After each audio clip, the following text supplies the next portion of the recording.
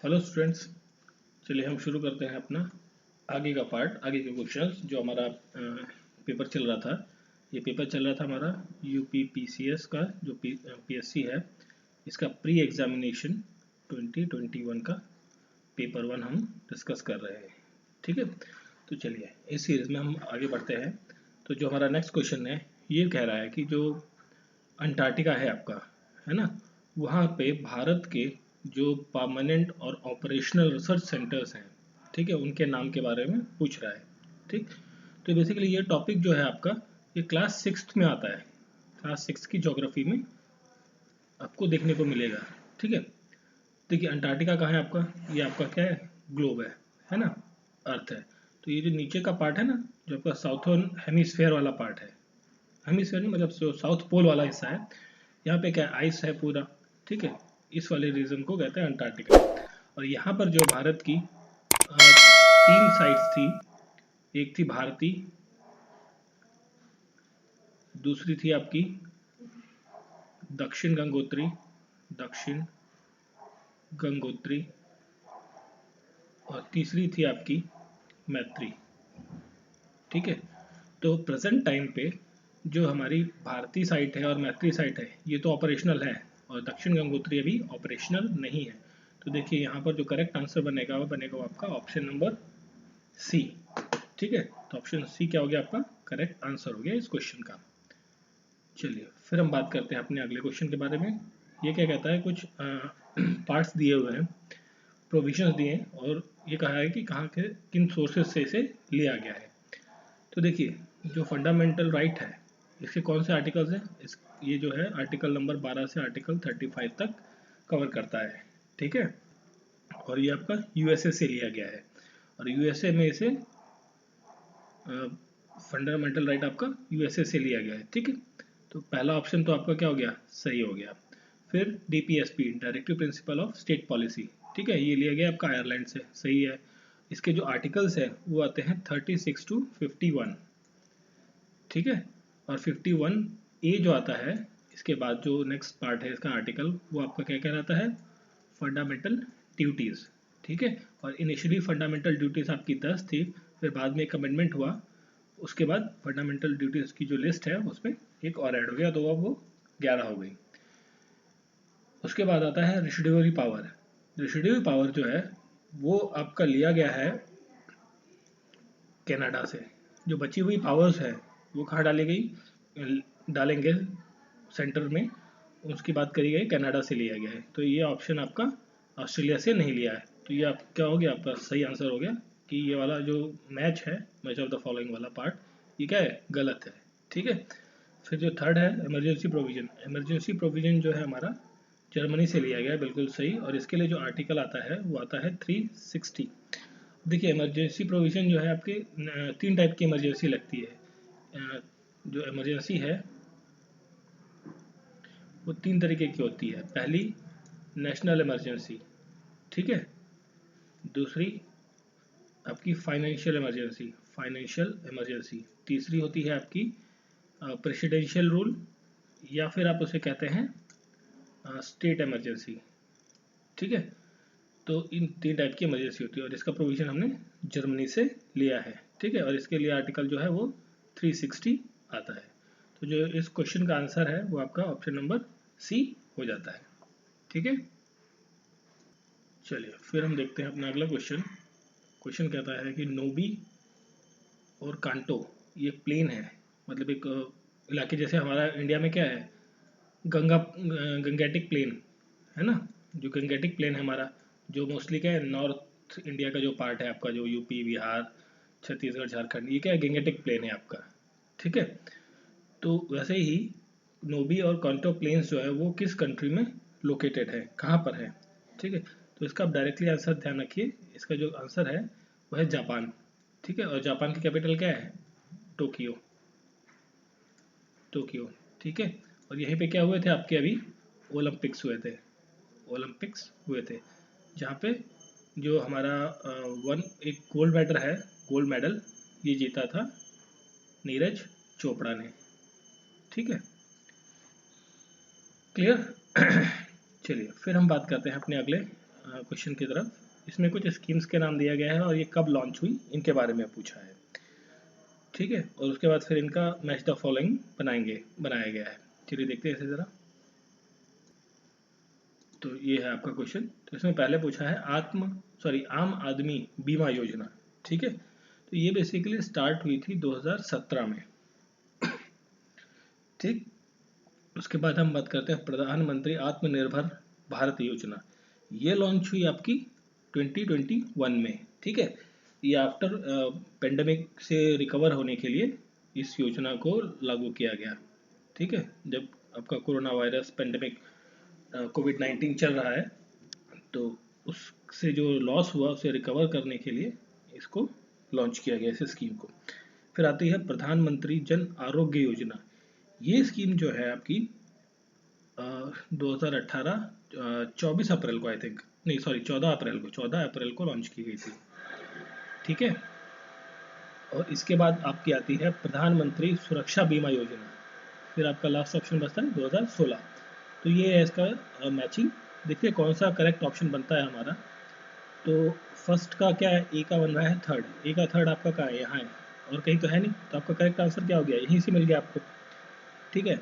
और बी का आपका फर्स्ट हो गया, सी का आपका फोर्थ हो गया, फोर्थ मतलब ये 2018, और डी का सेकंड हो गया मीन्स 2016, ठीक है, क्लियर। फिर आपका ये क्वेश्चन आता है नेक्स्ट, ये पूछ रहा है कि तापा क्लॉथ जो ऑब्टेन किया जाता है प्लांट से वो किस फैमिली से है, ठीक है। फैमिली की बात की गई है। तो चलिए इसको हम थोड़ा सा डायरेक्टली देखते हैं। इसका जो करेक्ट आंसर है वो है ऑप्शन नंबर बी, मोरसियस, ठीक है। ये एक फैमिली है, इस फैमिली से ये टापा क्लॉथ मिलता है, ठीक है। अब टापा क्लॉथ का मतलब क्या होता है कि इसका दूसरा भी नाम है पेपर मलबरी, पेपर मलबरी, ठीक है। कई बार एग्जाम में पेपर मलबरी भी पूछ सकते हैं टापा क्लॉथ की जगह, ठीक है। अब देखिए ये क्या हो गई आपकी फैमिली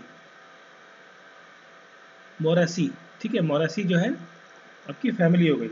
इसके बाद इसमें एक और टर्म आता है जीनस, जीन्स होती हैं, जीनस होता है, ठीक है। और फिर एक स्पीसीज होती है। तो ये चीज़ भी इस पर्टिकुलर जो पेपर मलबरी है या टापा क्लॉथ है इसके बारे में देख लेते हैं। तो जो जीनस होता है इसका वो होता है ब्रोस्टोसोनेटिया, ब्रोस्टोसोनेटिया, ठीक है।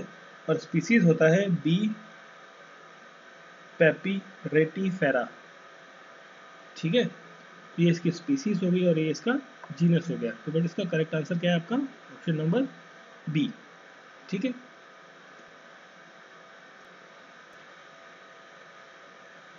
तो देखिए यहाँ पर जो आपका नेक्स्ट क्वेश्चन है, नेक्स्ट क्वेश्चन क्या कह रहा है आपका, एज पर एसडीजी, एसडीजी क्या होता है, सस्टेनेबल डेवलपमेंट गोल, ठीक है। उसके तहत इंडिया इंडेक्स में की जो नीति आयोग के द्वारा पब्लिश की गई है एक रिपोर्ट 2020 और 21 की, उसमें से जो टॉप 5 स्टेट है उनमें से इन स्टेट्स में से वो कौन सा नहीं है ना।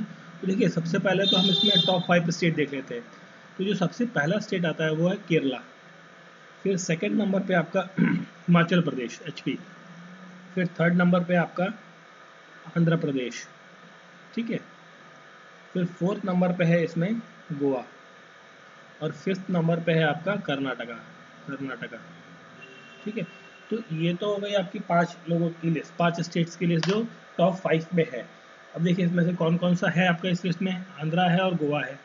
अब जो करेक्ट ऑप्शन है वो इन दोनों में से ही होना चाहिए आपका, है ना, कि जो नहीं है लिस्ट में। तो आई थिंक जो गुजरात, देखिए अब इसमें ये 2 ऑप्शन आपको दे दिए, गुजरात और तमिलनाडु, है ना। तो जो तमिलनाडु है ये काफ़ी ऊपर आता है, मतलब ये टॉप 10 में आ जाता है, टॉप 10 के अंदर आता है आपका तमिलनाडु एग्जिस्ट करता है। बट जो गुजरात है ये इनके नीचे एग्जिस्ट करता है। तो जो मेरे ख्याल से करेक्ट आंसर होना चाहिए इस क्वेश्चन का वो होना चाहिए गुजरात, ठीक है। चलिए फिर हम बात करते हैं इसमें नेक्स्ट क्वेश्चन के बारे में। इसमें कह रहा है कि जो ऑस्कर अवार्ड है वो एक मूवी को दिया गया उसके डायरेक्टर को, ठीक है, नोमैडलैंड, ठीक है। ये एक मूवी थी जिसके डायरेक्टर को ऑस्कर अवार्ड मिला 2021 में, ठीक है। तो ये कौन सा, पहली बार तो हम देख लेते हैं, ये 93rd अवार्ड था, अवार्ड सेरेमनी है ऑस्कर की, ठीक है। अब इसमें इस मूवी के जो डायरेक्टर थे वो थे आपके चेलो झाओ, ठीक है, शैलो झाओ इसके, इस मूवी के डायरेक्टर थे, ठीक है। तो इसका जो करेक्ट आंसर है वो है आपका ऑप्शन नंबर ए। चलिए फिर हम बात करते हैं अपने अगले क्वेश्चन की तरफ। तो हमारा अगला क्वेश्चन ये है कि जो आपका होलसेल प्राइस इंडेक्स है, ठीक है, ये किस संस्था के द्वारा भारत में जारी किया जाता है, ठीक।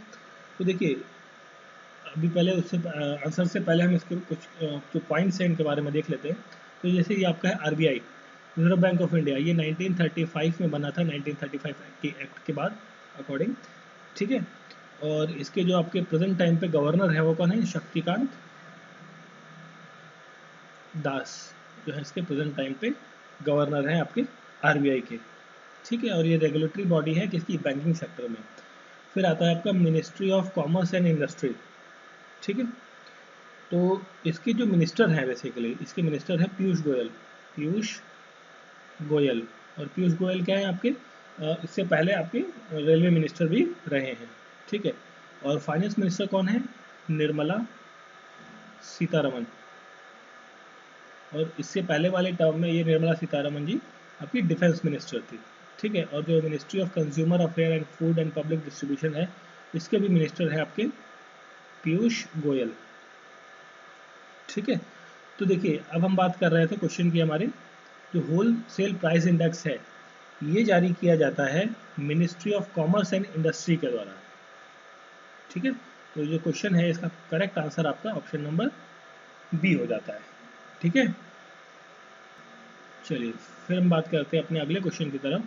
नेक्स्ट क्वेश्चन कहता है कि जो प्राइमरी ड्यूटी है फाइनेंस कमीशन की वो क्या है, जो फाइनेंस कमीशन का मेन काम है कि इसलिए वो उसका गठन किया गया है ना, उसके बारे में ये पूछ रहा है, ठीक है। तो आज की प्रेजेंट टाइम में जो हमारे फाइनेंस कमिश्नर हैं वो कौन है, एन के सिंह, ठीक है। तो इसमें देखिए, to give the recommendation on distribution of tax revenue between centre and states, ठीक है। तो ये ऑप्शन तो आपका सही है कि भाई आपका जो टैक्स जो रेवेन्यू जनरेट हुआ है उसका डिस्ट्रीब्यूशन सेंटर और स्टेट के बीच में किया जाए, इसकी जो रिकमेंडेशन है वो कौन देता है, फाइनेंस कमीशन देता है, ठीक है। ये कॉन्स्टिट्यूशनल बॉडी है आपकी। एनुअल बजट प्रिपेयर करने का काम तो आपका फाइनेंस मिनिस्ट्री करती है ना, तो इसका तो नहीं है आपका। To advice president on financial matter, ये वाला काम भी नहीं करती है फाइनेंस कमीशन। अब देखिए ये जो ऑप्शन नंबर ए और डी है इनमें क्या है, कई बार कंफ्यूजन हो सकता है।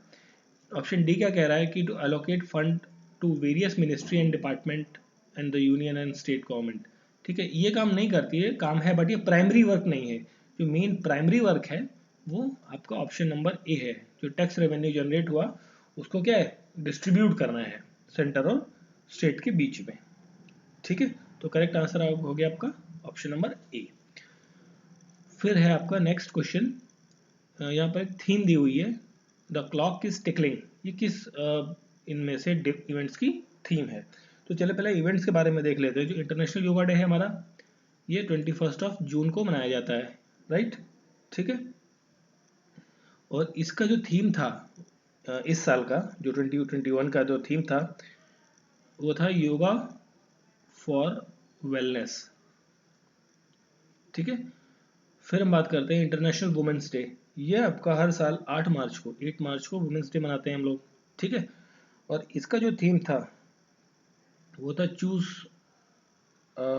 टू चैलेंज,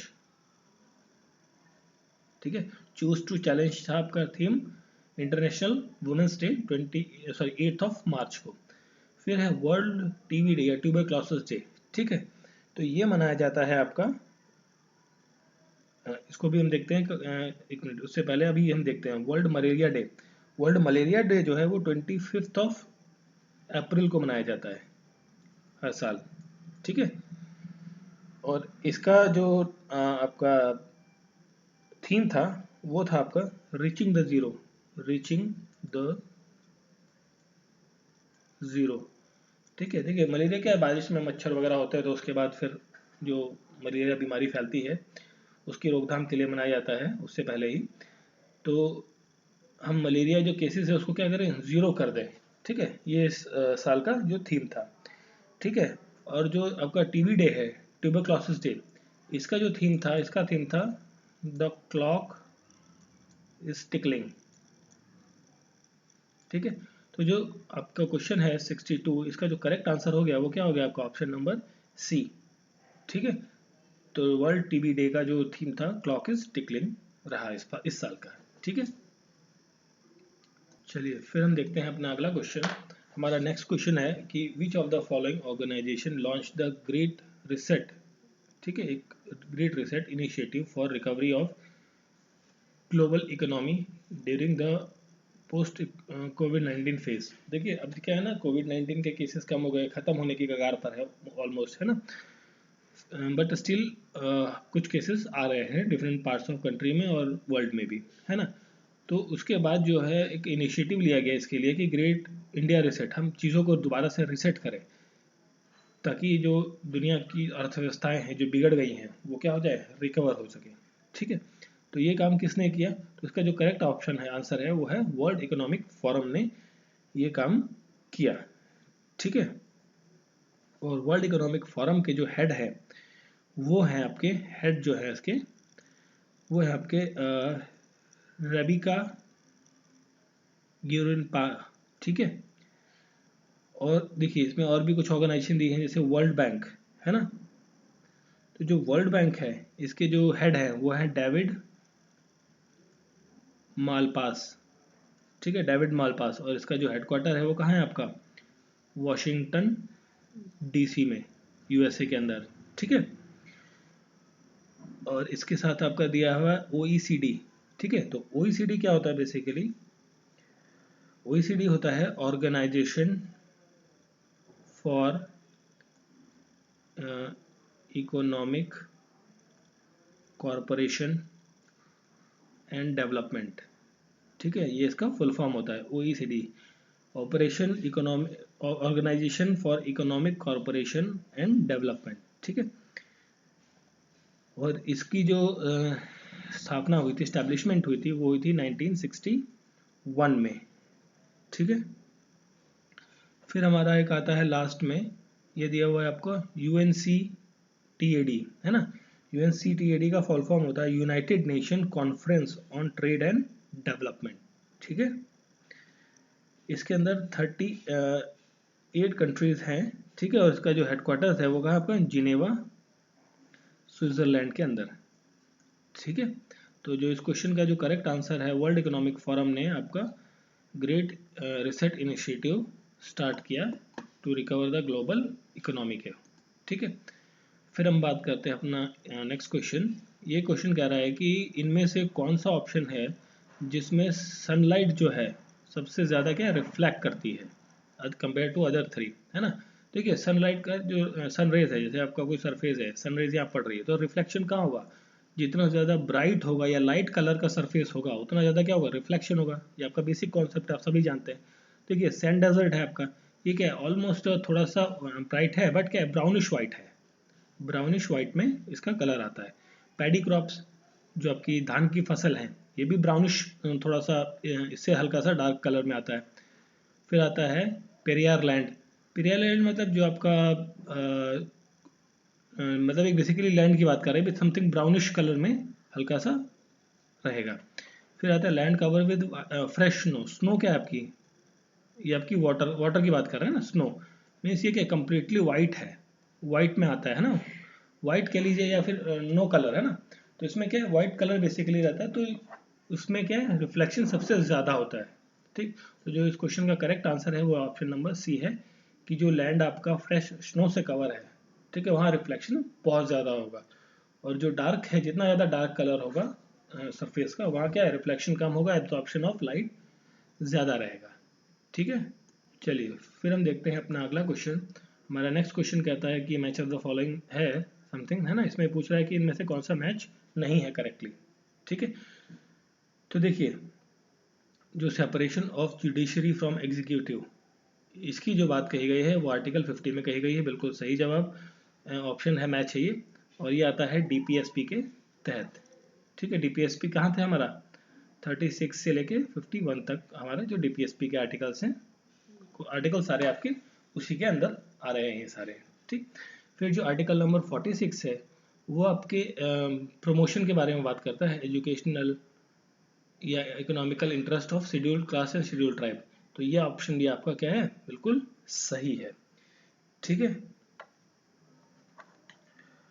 अब फिर बात करता है आपका जो आर्टिकल 40 है, यहाँ देखिए डायरेक्टली आर्टिकल 40 जो है वो आपका डीपीएसपी का, वो पंचायत सिस्टम या विलेज पंचायत इनके फंक्शंस के बारे में, सेल्फ गवर्नमेंट के बारे में बात करता है, ठीक है। फिर देखिए ये जो है आपका प्रमोशन ऑफ कोऑपरेटिव सोसाइटीज, देखिए कोऑपरेटिव सोसाइटीज की बात की गई है उसमें पंचायती सिस्टम में, जिसके लिए 243 वाला जो आर्टिकल है उसके अंदर जो आर्टिकल 243A है, ये क्या कहता है आपका, ये बात करता है पार्टिसिपेशन ऑफ वर्कर्स जो काम कर रहे हैं कहीं पे किसी इंडस्ट्री में इन मैनेजमेंट, ठीक है। जो मैनेजमेंट है वहाँ की, उसकी मैनेजमेंट में पार्टिसिपेशन वर्कर्स का मतलब एक रिप्रेजेंटेशन का मैनेजमेंट में भी रोल होना चाहिए, इसके बारे में बात करता है 43A आपका आर्टिकल। और कोऑपरेटिव सोसाइटीज के बारे में बात करता है आपका 243 आर्टिकल, ठीक है। तो आपका जो करेक्ट आंसर है इस क्वेश्चन के अकॉर्डिंग ये वाला ऑप्शन सी जो है मैच नहीं करता है, ठीक है। चलिए फिर हम देखते हैं अपना अगला क्वेश्चन। हमारा नेक्स्ट क्वेश्चन है, ये कह रहा है कि जो राजा रंजीत सिंह है, ठीक है, इनके द्वारा किस जगह पर, ठीक है, ये अदालत ए आला, ठीक है, अदालत ए आला जो है शुरू किया गया था, ठीक है। तो इसका जो करेक्ट आंसर है वो है लाहौर, है ना। और जो राजा रंजीत सिंह है इन्हें शेरे पंजाब भी कहा जाता है, लॉयन ऑफ पंजाब, ठीक है जी। और अमृतसर जानते हैं आप, गोल्डन टेम्पल यहाँ पर सिचुएटेड है, ठीक है। फिर है आपका next question, who among the following was the first finance commission of India. जो फाइनेंस कमीशन है उसका जो चेयरमैन है पहला, वो कौन था, है ना। तो देखिए ये जो सारे नाम है ये कौन है, ये सारे चेयरमैन्स रहे हैं आपके कमीशंस के, फाइनेंस कमीशन के सारे लोग चेयरमैन्स रहे हैं। तो देखिए इनका टर्म हम पहले देख लेते हैं, तो इससे हमें पता लग जाएगा कौन सबसे पहले रहा है। तो यहाँ पे है श्री संथानम, एस संथानम, ये जो है 1957 से 62 के बीच में ये चेयरमैन थे आपके फर्स्ट इसके फाइनेंस कमीशन के। फिर है श्री केसी निगोई, ठीक है, ये आपके 1952 से लेके 1957 तक, ठीक। ये आपके सेकंड नंबर के सेकंड नहीं मतलब इनका टर्म पीरियड 52 से 57 के बीच में था। फिर डॉक्टर राजमन्नार, ठीक, ये जो थे ये 1966 से लेके 69 के बीच में आपके फाइनेंस कमीशन रहे। फिर है ए.के. चंदा, ठीक है, ए.के. चंदा जो है 1960 से लेके 1968 तक, 1968 तक, ठीक है। ये उस टाइम पर आपके 66 से लेके, एक मिनट जस्ट ए मिनट, 60 से लेके, बिल्कुल सही, यह है 1960 से लेके 1967 तक, 67 के आसपास तक ये आपके फाइनेंस कमीशन थे, ठीक है। तो देखिए यहाँ पे सबसे पहले कौन बन रहा है, इन सभी में सबसे पहले जो नंबर आ रहा है इनका वो है केसी निगोई का, ठीक है। ये आपके पहले फाइनेंस कमीशन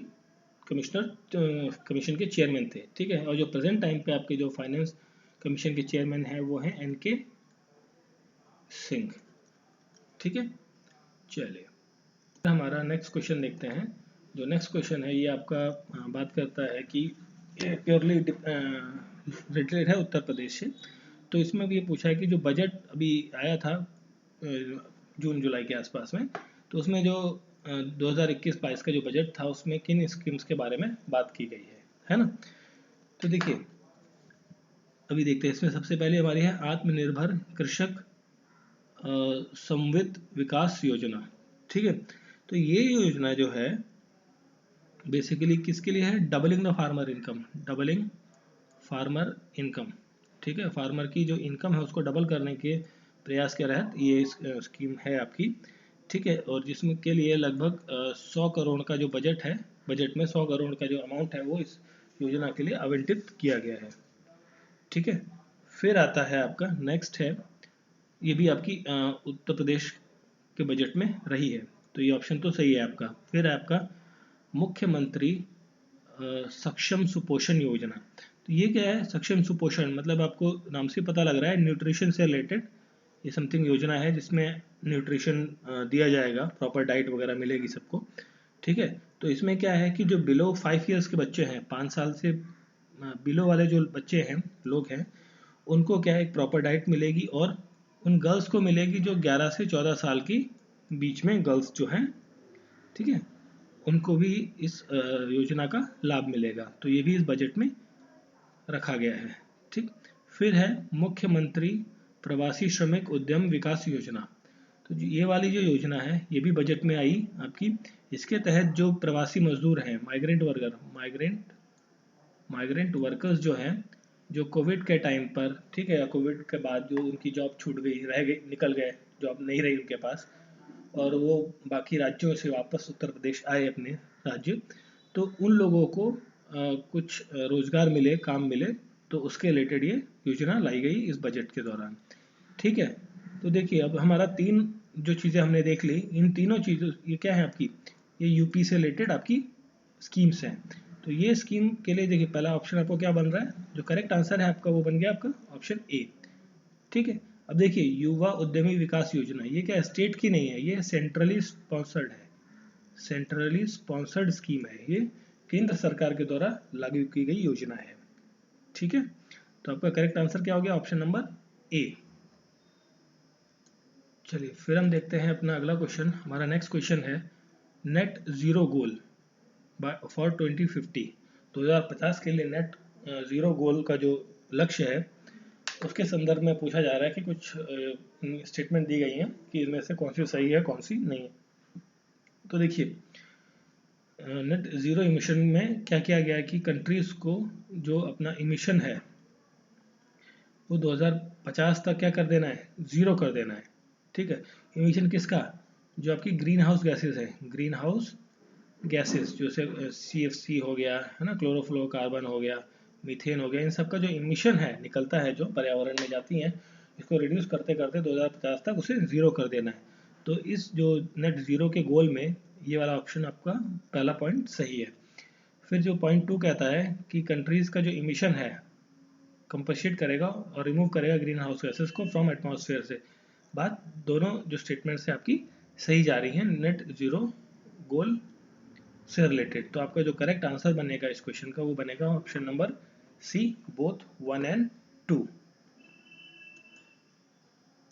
चलिए फिर हम देखते हैं अपना अगला क्वेश्चन।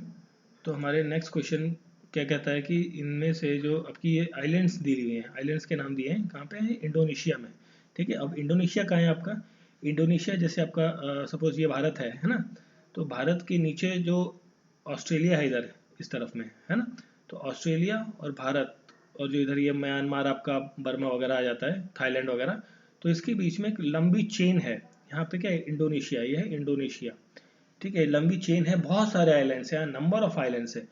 तो इसमें ये कह रहा है कि इनमें से जो लाइनअप है वेस्ट टू ईस्ट, मतलब इस डायरेक्शन में, है ना, भारत की तरफ से ऑस्ट्रेलिया की तरफ हम जब जा रहे हैं वेस्ट टू ईस्ट में, तो इस डायरेक्शन में आपके आइलैंड्स की बताने की कौन किस लाइनअप में बैठता है। तो देखिए इसका क्वेश्चन का आंसर आप डायरेक्टली याद कर लीजिए, ये आपको मैप में देखना पड़ेगा थोड़ा सा क्लियर करने के लिए। तो इसका जो आंसर है वो है आपका ये पहला बी ऑप्शन, सुमात्रा सबसे पहले पड़ता है, फिर जावा पड़ता है, बाली, और फिर लुम्बुक, ठीक है। तो जो ऑप्शन बी है वो करेक्ट आंसर है आपके इस क्वेश्चन का, ठीक है। चलिए फिर हम देखते हैं एक स्टेटमेंट है यहाँ पे फंडामेंटल राइट से related, a pledge to our people and pact with civilised world, है ना। ये स्टेटमेंट जो है इसे हिंदी में देखते हैं, हमारे लोगों के लिए एक प्रतिज्ञा तथा सभ्य विश्व के साथ किया गया एक समझौता है, क्या, फंडामेंटल राइट, ठीक है। तो ये स्टेटमेंट कही थी आपकी आपके एस राधाकृष्णन, सर्वपल्ली राधाकृष्णन ने। ठीक है, तो जवाहरलाल नेहरू के बारे में हम जानते ही हैं, क्या आपके फर्स्ट प्राइम मिनिस्टर रहे हैं। Doctor B R Ambedkar drafting committee जो थी आपकी कॉन्स्टिट्यूशन बनाने में, उसके चेयरमैन थे। और डॉक्टर राजेंद्र प्रसाद आपके फर्स्ट प्रेसिडेंट रहे हैं। ठीक, और प्रेसिडेंट बनने से पहले जो आपकी गवर्नमेंट थी उसमें ये आपके फूड मिनिस्टर थे। ठीक है, फिर आपका नेक्स्ट क्वेश्चन है लार्जेस्ट सेलाइन लेक के बारे में बात कर रहा है। ठीक है, तो जो लार्जेस्ट सेलाइन लेक है आपकी वो है आपकी सांबर लेक। और सांबर लेक कहाँ है आपकी, राजस्थान में। ठीक है, तो चिल्का लेक देखिए यहाँ पर अदर ऑप्शन देखते हैं, चिल्का लेक आपकी उड़ीसा में, और लोनार लेक महाराष्ट्र में, और वुलर लेक आपकी जम्मू एंड कश्मीर में देखने को मिलती है। ठीक है, क्लियर। तो इसका जो करेक्ट आंसर है इस क्वेश्चन का वो है option number B, Sambhar lake.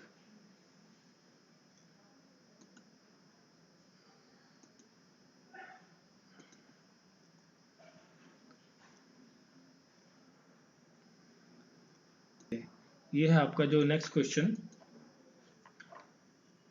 ये कह रहा है कि भाई इसमें आपको क्रोनोलॉजिकल ऑर्डर्स में इनके अराइवल ऑफ इंडिया, ये बहुत सारे ट्रैवलर्स हैं, फॉरेन ट्रैवलर्स हैं, जो विदेशी यात्री जो हैं वो भारत आए अलग अलग समय पे, और इनके आने का क्रम आपको बताना है और फिर अरेंज करना है।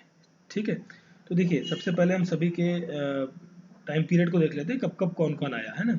ये सब जनरली क्या है, ब्रिटिश ट्रैवलर्स हैं, जनरली ये ब्रिटिश या यूरोपियन ट्रैवलर्स हैं, वहीं से आए लोग। तो विलियम हॉकिंस ये जो है 1608 के आसपास अप्रॉक्सीमेट भारत आए थे। ठीक है, किधर से आए, ये आपके सूरत से आए थे, सूरत की तरफ एंटर किए और फिर आपके आगरा की तरफ गए घूमते हुए। फिर जो है आपके रफल फिच, रफल फिश जो है वो 1584 के अप्रॉक्सीमेट भारत आए थे। ठीक है, और फिर है सर थॉमस रॉय, ये जो है लगभग 1616 का जो टाइम पीरियड चल रहा था उस ड्यूरेशन में ये भारत आए थे। फिर निकोलस डाउंटन, ये जो है भारत 1610 के आसपास में आए। ठीक है, तो देखिए यहाँ पर आपका क्या करेक्ट ऑप्शन बनेगा। देखिए सबसे पहले आपके कौन आए, दो, सेकंड नंबर है ना, रफल फिच। फिर इसके बाद आपके 1608, 1608 मतलब ये आपका फर्स्ट ऑप्शन। फिर आपका 1610 निकोलस का फोर्थ, फिर लास्ट में आपका थॉमस। तो 2143, देखिए 2143 जो ऑप्शन ए है वो आपका क्या है, करेक्ट आंसर बन जाता है। ठीक है, चलिए फिर हम बात करते हैं इसी में हमारे नेक्स्ट क्वेश्चन के बारे में। तो हमारा नेक्स्ट क्वेश्चन है इसी में, वो क्या कहता है कि ब्लू बेबी सिंड्रोम के बारे में बात कर रहा है कि वह किसकी वजह से होता है ब्लड में। तो जो ब्लू बेबी सिंड्रोम है बेसिकली वो होता है नाइट्रेट की वजह से। ये क्वेश्चन कई बार एग्जाम्स में और डिफरेंट एग्जाम्स में पूछा गया है। तो ये क्वेश्चन तो आपको हमें, ये क्वेश्चन आपको जहाँ ब्लू बेबी सिंड्रोम मिल जाए तो आपको आंख बंद करके लगा देना है नाइट्रेट। ठीक है, तो इसमें क्या होता है कि जो 6 साल के 6 मंथ लेस देन 6 मंथ के जो बच्चे होते हैं, ठीक है, उनके अंदर जो नाइट्रेट है वो नाइट्रेट जो है वो कन्वर्ट हो जाता है नाइट्राइट में। ठीक है, जिसकी वजह से कुछ ब्लू ब्लू पैचेस उनके स्किन पर देखने को मिलते हैं। ठीक है, तो उसी को कहते हैं ब्लू बेबी सिंड्रोम। ठीक है, बेबी मीन्स बच्चों में ही हो रहा है, जनरली ये बच्चों में देखने को मिलता है। ठीक, क्लियर। तो इसका जो करेक्ट आंसर हो गया आपका वो ऑप्शन नंबर डी हो गया। चलिए फिर हम बात करते हैं अपने अगले क्वेश्चन के बारे में। तो देखिए इसमें क्या क्वेश्चन में दिया हुआ है, ये वॉल्केनिक माउंटेन्स है। ठीक है, जब हमने माउंटेन्स जो आपके 3 टाइप के होते हैं, है ना, volcanic mountain, sedimentary mountain, igneous mountain. Mountain mean rock है, रॉक्स को हम इस तरीके से डिवाइड करते हैं, वही बाद में क्या माउंटेन्स का फॉर्म ले लेते हैं। ठीक, तो आपकी ये माउंटेन्स दी गई हैं और ये किन किन कंट्रीज़ में फैली हुई हैं इसके बारे में बात कर रहा है। तो देखिए सबसे पहले है माउंट रेनर। तो माउंट रेनर जो है वो आपकी यूएसए में है। ठीक है, और माउंट एटना, ठीक, ये एटना से आप याद रखो ये कहाँ है, इटली में। और माउंट पेरिक्यूटाइन, माउंट पेरिक्यूटाइन जो है वो आपकी मैक्सिको में है। और जो माउंट एपो है वो आपकी फिलीपींस में है। तो देखिए कौन सा ऑप्शन बन रहा है आपका, फर्स्ट का 4 है ना। देखिए फर्स्ट का 4 कहाँ का है, इसमें है, ये वाला ऑप्शन आपका कट गया, ये सी ऑप्शन नहीं आएगा इसमें। ठीक है, फिर सेकंड का फर्स्ट, सेकंड का फर्स्ट, सेकंड का फर्स्ट कहाँ आ रहा है यहाँ पे, तो आपका जो करेक्ट आंसर बन गया वो क्या हो गया, बी। ठीक है, तो 78 क्वेश्चंस का जो है आपका आंसर है वो ऑप्शन बी है, करेक्ट। चलिए फिर हम देखते हैं इसमें हमारा जो नेक्स्ट क्वेश्चन है ये क्या कह रहा है कि which among the following organisation released world population report. World population report जो है वो कौन रिलीज करता है। ठीक है, तो देखिए इसमें जो वर्ल्ड पॉपुलेशन रिपोर्ट है वो United nation population fund release करता है। ठीक है, ये तो आपका आंसर हो गया। अभी हम इन ऑर्गेनाइजेशन के बारे में कुछ कुछ देख लेते हैं। जो IMF है, इंटरनेशनल मॉनेटरी फंड है ना, तो इसका जो हेडक्वार्टर है, हेडक्वार्टर वो कहाँ है, वॉशिंगटन DC में। ठीक है, और इसके जो चेयरमैन है, हेड हैं, वो है आपके क्रिस्टियानो जॉर्जियावा। ठीक है, ये इसके आपके हेड हैं। ठीक है,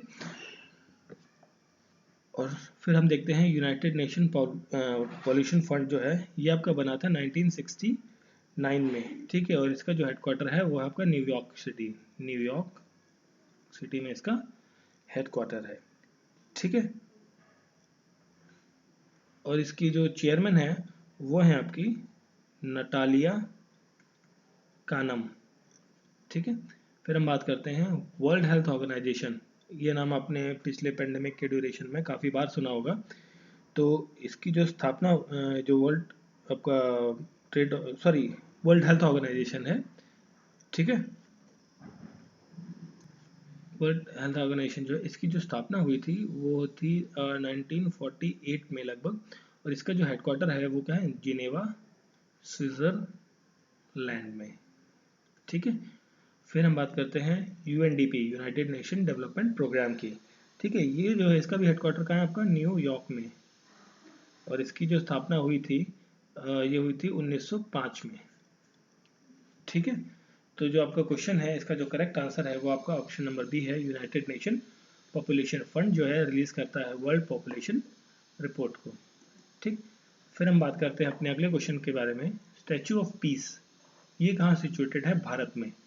ठीक है, देखिए स्टैचू ऑफ पीस जो है ये बेसिकली एक जैन मॉन्क है, जैन मॉन्क। ठीक है, उनका एक स्टैचू है, और ये स्टैचू सिचुएटेड है आपकी राजस्थान के पाली नाम का जो स्थान है, प्लेस है वहाँ पर। ठीक है, यहाँ पर जो इनकी जो स्टैचू है वो लगभग अप्रॉक्सीमेटली 151 इंचेस की हाइट की है, और ये अष्ट धातु से 8 एलिमेंट से बना हुआ है, जिसमें कॉपर जो है आपका वो मेजर कंपोनेंट है। ठीक है, और दूसरा हमारा एक फेमस है, आप जानते ही होंगे, ये स्टैचू ऑफ यूनिटी। वो आपका कहाँ है, गुजरात में, गुजरात के केवड़िया डिस्ट्रिक्ट में स्थित है। ठीक है, चलिए तो आपका जो स्टैचू ऑफ पीस का जो करेक्ट आंसर है वो आपका कहाँ है, राजस्थान। चलिए फिर हम देख रहे हैं अपना अगला क्वेश्चन।